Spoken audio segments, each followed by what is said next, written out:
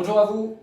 Alors, après un premier épisode consacré, il y a quelque temps déjà, aux alignements de menhirs de Carnac, vous pouvez d'ailleurs retrouver la vidéo à partir de la fiche qui apparaît à l'écran, je vous propose aujourd'hui de partir à la découverte d'un autre alignement de menhirs, situé cette fois-ci sur le territoire de la commune de la Trinité-sur-Mer, voisine de Carnac.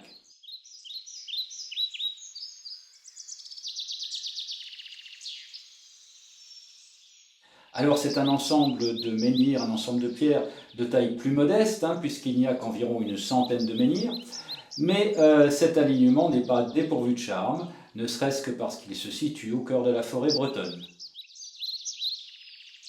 En avant donc pour les menhirs du Petit Ménec, juste après le jingle.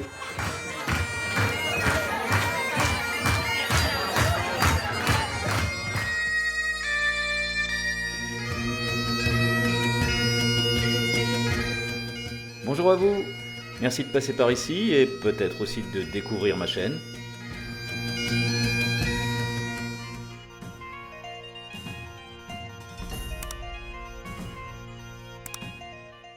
En suivant la route des alignements ou route de Carlescan, qui borde les fils de menhirs carnacoises, on peut, en arrivant au carrefour avec la D186, qui permet en particulier de relier la Trinité-sur-Mer à Auray, on peut donc avoir le sentiment que nous en avons terminé avec ces sentinelles de pierre.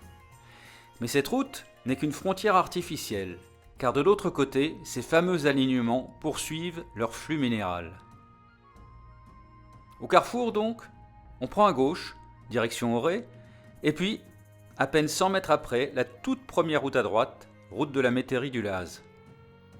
Environ 500 mètres plus loin, il y a un petit emplacement pour se garer en bordure de forêt et accéder à pied à l'entrée est du Petit Ménec par un sentier débutant sur la droite de la route.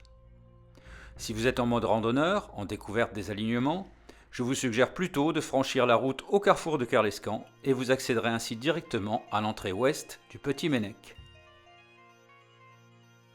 Bon, comme j'avais pris l'option voiture, on rentre donc sur le site par le côté est.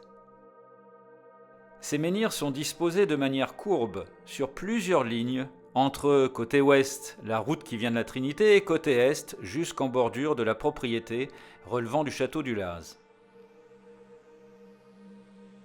À l'instar des stèles et du grand menhir brisé de Locmariaquer, cet ensemble a été abîmé au XIXe siècle d'une façon plutôt étonnante. Il a servi en effet à la construction du grand phare de Belle-Île. Comme quoi, les priorités patrimoniales de l'État peuvent changer du tout au tout. Il a été restauré, comme tant d'autres sites, par Zacharie Le Rouzic, célèbre acteur du mégalithisme breton. Mais sur les 250 pierres recensées autrefois, il n'en subsiste donc plus que 101.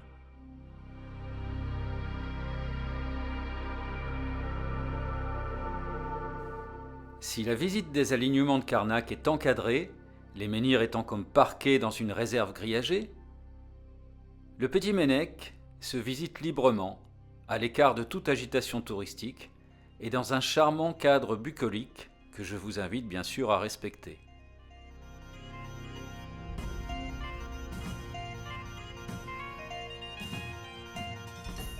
En se rapprochant de la sortie ouest du site, et plus encore si on vient à pied à partir des alignements de Carlescan, situés à environ 400 mètres de là, on acquiert la certitude que les pierres du Petit Ménec font partie du même ensemble, artificiellement séparées par les départementales 186 reliant la Trinité-sur-Mer à Auray.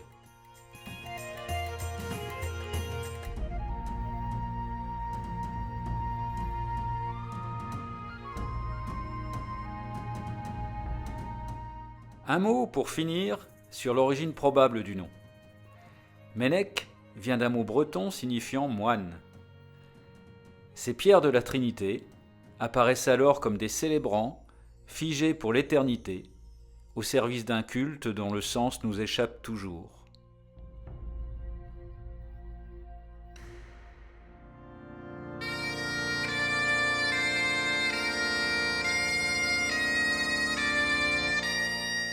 Voilà, c'est tout pour aujourd'hui. J'espère que vous avez apprécié ce petit détour au sein de la forêt bretonne. Avant de partir, n'oubliez pas de vous abonner, de liker la vidéo, d'activer la petite cloche qui va bien. Et quant à moi, je vous dis à bientôt pour la prochaine vidéo. Bye bye, Kenavo.